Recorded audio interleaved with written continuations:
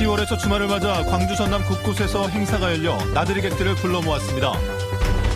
승강기 사고로 어린이 등 12명이 갇혔다 구조됐습니다. 음주 역주행 사고로 차량 5대가 연이어 충돌하기도 했습니다. 프로야구 기아 타이거즈가 두산 베어스에 완패하면서 올 시즌 가을 야구 진출에 실패했습니다. 광주의 한 도로에서 신호체계가 잘못됐다는 주장이 잇따르고 있지만 경찰의 단속이 계속되면서 함정 단속이라는 불만이 터져나오고 있습니다.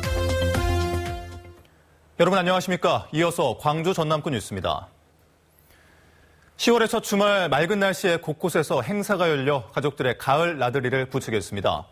여수에서는 여순 사건 희생자들을 위한 천도제가 처음으로 열리기도 했습니다. 김진선 기자입니다. 하얀 눈송이를 뿌린 듯 들판이 순백으로 물들었습니다.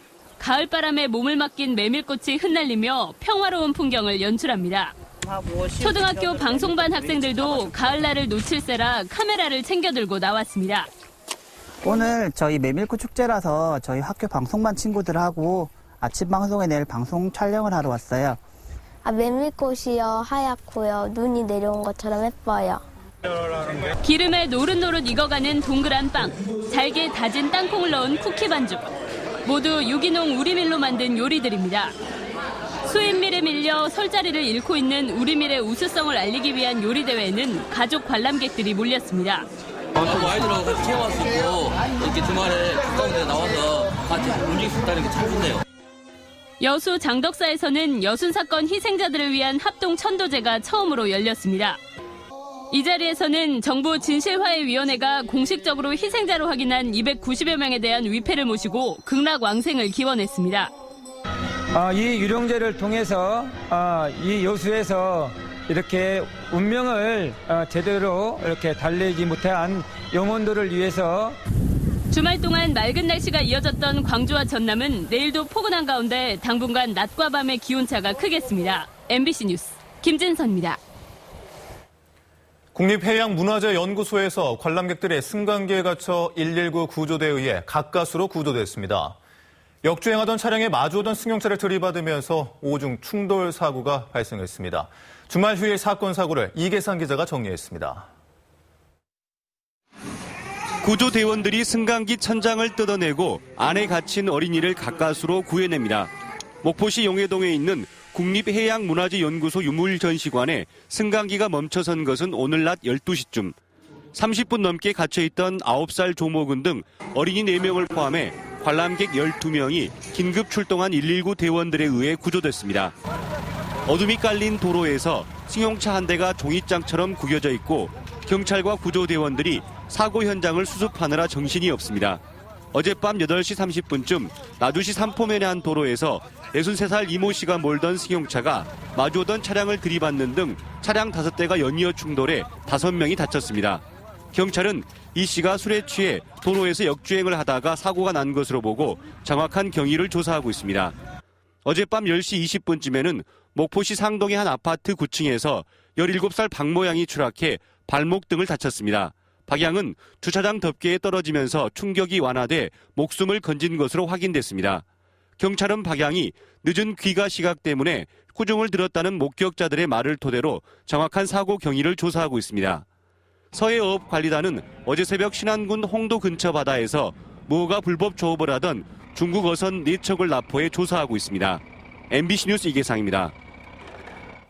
프로야구 기아 타이거즈가 올 시즌 가을 야구 진출에 실패했습니다. 기아 타이거즈는 잠실구장에서 열린 두산 베어스와의 경기에서 투타의 부진으로 무기력한 모습을 보이며 0대9로 완패했습니다. 모든 경기를 승리로 이끌어야 했던 기아는 5위 SK와 2경기 차로 멀어져 남은 2경기에 상관없이 포스트 시즌 진출에 최종 탈락했습니다. 직업이 있어도 경제적으로 어려움을 겪는 이른바 워킹 푸어가 광주 전남 지역에 많은 것으로 나타났습니다. 새정치민주연합 황주홍 의원이 국세청으로부터 제출받은 자료에 따르면 지난해 전남 지역의 근로장려세제 지급 비율은 7.4%로 전국에서 가장 높았고 광주도 5.8%로 광역시 가운데 최고치를 기록했습니다. 근로장려세제는 저소득 근로자 가구에 연간 최대 210만 원의 장려금을 지급하는 제도로 지급 비율이 높다는 것은 근로빈곤층이 많다는 것을 의미합니다. 세월호 참사 발생 1주년인 지난 4월 첫 삽을 뜬 세월호 기억의 숲이 다음 달 완공될 예정입니다. 여배우 오드리 헵번 가족의 제안과 기부를 시작으로 36일 만에 전국에서 목표액의 200%인 2억 500여만 원이 모금된 기억의 숲 프로젝트는 현재 5m 크기의 기억의 방 조형물이 완성됐으며 다음 달까지 306그루의 은행나무가 모두 심어질 계획입니다. 기계로 농사를 짓는 비율이 논농사는 99%에 이르는 반면 밭농사는 50%대에 머물고 있습니다. 밭농사용 농기계는 꾸준히 개발되고 있지만 정작 쓰는 농민들을 찾기가 쉽지 않습니다. 양현승 기자입니다. 전남의 한 마늘밭. 비닐을 깔자마자 들려오는 비 소식에 마늘 종자를 심는 손길이 바쁩니다. 일일이 손을 거치며 시작된 농사는 잡초 제거, 수확까지 모두 인력에 기대야 합니다. 기계도 있다급디다. 그런데 내 손이 다 가야 쓴가 나 버던 안 했어. 요 손이 다 가야 쓴다게. 그렇게 그러고 하니 이러고 죽는 놈이 편해 좋아. 마늘을 비롯해 양파 등 밭농사 일손을 덜 기술은 이미 선보인 상태. 밭농사에 쓸 농기계가 속속 개발되고 있지만 정작 농민들은 체감하지 못하고 있습니다. 그리고 제대로 안 되고 기계가 아직 제대로 안 되었어. 그리고 양파도 그러더만 양파 수문도 내가 봤는데. 현재 밭농사의 기계화율은 평균 56%로 논농사 99%와 큰 차이를 보이고 있습니다. 그마저도 땅을 고르고 방제할 때 농기계를 쓰는 게 대부분이고 일손이 많이 드는 파종과 수확에서는 외면받고 있습니다. 작물이 워낙 다양한 데다 지역별로 재배 양식도 다르고 밭농사 규모가 크지 않은 소규모 농가에서 농기계를 사기도 어렵습니다. 작은 규모에서도 농사를 지을 수 있는 농기구를 이제 개발을 하고 농기계 은행이라든지 이런 곳에 보급을 해서 그 농민들이 좀 특히 쉽게 빌려 쓸 수 있도록. 농촌진흥청은 오는 2017년까지 밭농사 기계화율을 지금보다 10% 높은 65%까지 끌어올릴 계획이지만 최근 15년 동안의 추이를 볼 때 낙관하기는 어렵습니다. MBC 뉴스 양현승입니다. 차량 운전자들이 신호 체계가 잘못됐다고 주장하는 도로가 있습니다. 경찰은 이를 인정하면서도 단속을 계속하고 있습니다. 운전자들은 함정 단속이 아니냐고 불만을 터뜨리고 있습니다. 송정근 기자가 현장 취재했습니다. 자영업자인 40살 전진수 씨는 지난 5월 송원고 앞 삼거리에서 경찰 단속에 걸렸습니다. 적색 신호인데도 그냥 지나쳤다는 이유에서입니다. 하지만 전 씨는 엉터리 신호체계 탓에 신호를 위반한 것이라며 억울하다고 호소합니다. 100명의 범인을 놓치더라도 한 명의 억울한 사람이 나오면 안 되는 게 법정신일 텐데 그 100명의 억울한 사람을 양산에는 그 제도를 놔두고 단속을 하고 있다는 자체가 경찰의 태도가 실망스럽습니다. 신호등이 정지선보다 앞에 있다 보니 신호가 빨간불로 바뀔 때 이곳을 지나가는 차량들이 신호를 발견하지 못하고 그냥 지나가 버리게 되는 겁니다.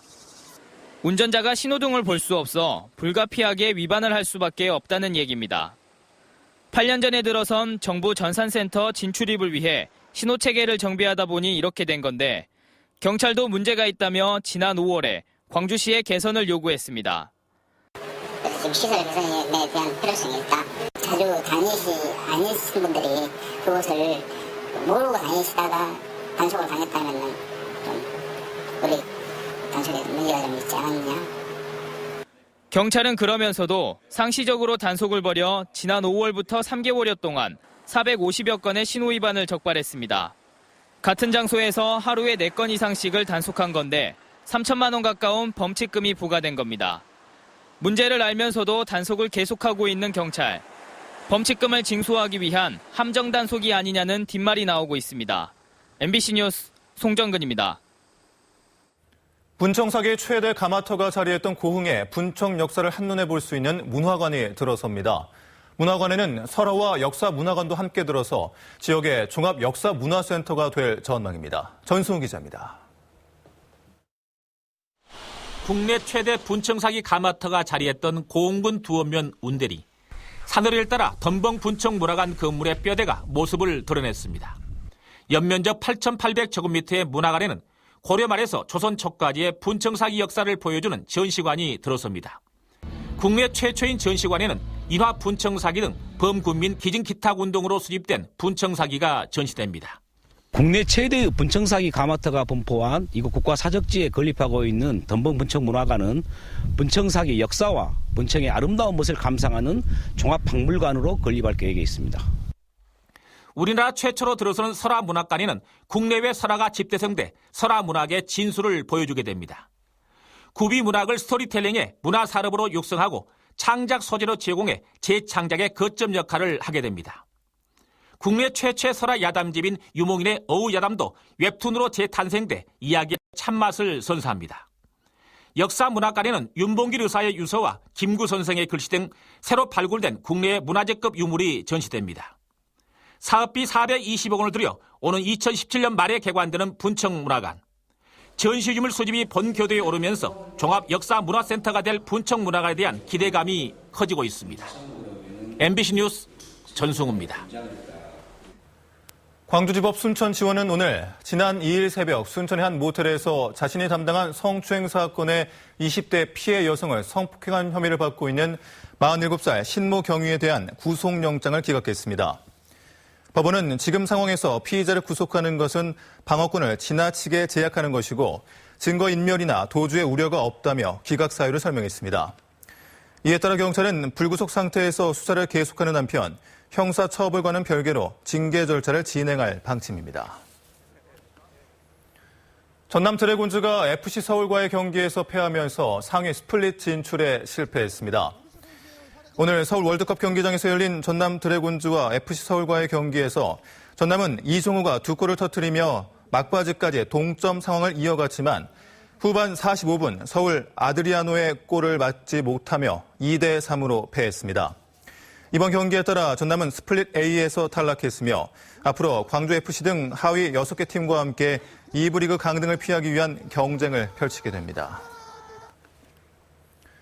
전라남도는 내년 예산으로 정부 안에 편성된 5조 2천억여 원의 6,700여 원을 증액 또는 추가 반영시키는 데 힘을 쏟고 있습니다. 전라남도가 국회 예산심의 과정에서 무한국제공항 활성화 기반 구축비 200억, 기능성 화학소재 클러스터 구축 사업 250억 등 추가 사업 6건에 640억여 원과 호남 고속철도 2단계 사업비에 광주 완도간 고속도로 건설비 등 이미 반영된 13건에 대해 증액을 요구하고 있습니다. 전남 지역 인구가 5개월 연속 늘면서 15세에서 64세의 생산 가능 인구도 2달 연속 증가했습니다.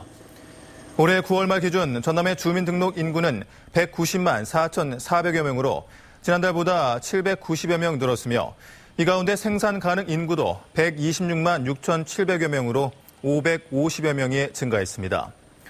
전라남도는 그동안의 증가 인구는 65세 이상 고령 인구가 주를 이뤘지만 나주 빛가람 혁신도시의 인구 유입 등으로 생산 가능 인구가 증가한 것으로 분석했습니다.